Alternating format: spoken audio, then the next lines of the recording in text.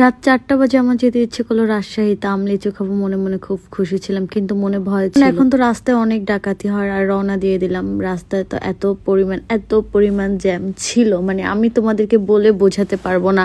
আর ভিতরে ভিতরে আল্লাহ আল্লাহ করতেছিলাম, আল্লাহ যেন কখনো কোনো কিছু না হয়, কারণ রাস্তা তো এখন খুবই অবস্থা খারাপ, দিনের বেলায় বের হওয়া যায় না।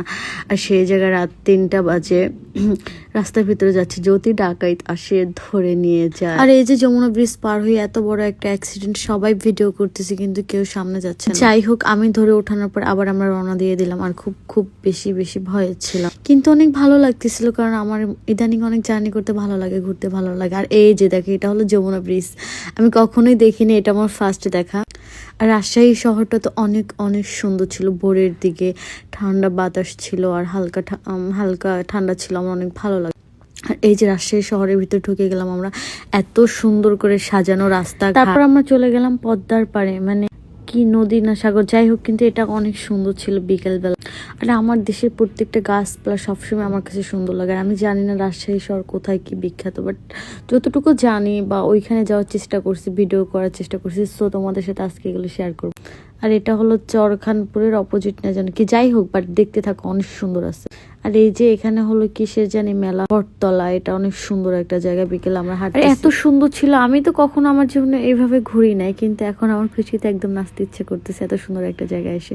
ওয়াও, এত সুন্দর একটা ছাগল। আর আমি জানি না, আমার গ্রামের প্রত্যেকটা জিনিস অনেক অনেক বেশি ভালো লাগে। আর হালকা গরম ছিল, গরমের ভিতরে কি বলে এটা, কি জানি খাইতেছিলাম। যাই হোক, মানে এই যে পদ্মার পাড়ে হলো মেলা বসে। আমি তোমাদেরকে বলে বোঝাতে পারবো না, এত সুন্দর। আসলে জীবনে লাখ লাখ টাকা জমা এনজয় করা যায় না, সেই জন্য ঘুরতে হবে, অনেক বেশি দেখতে হবে।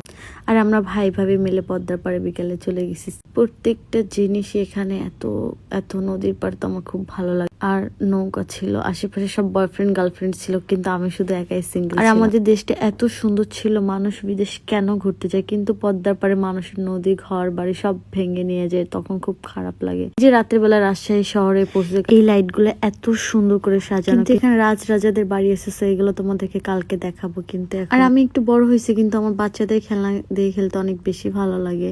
ফুটে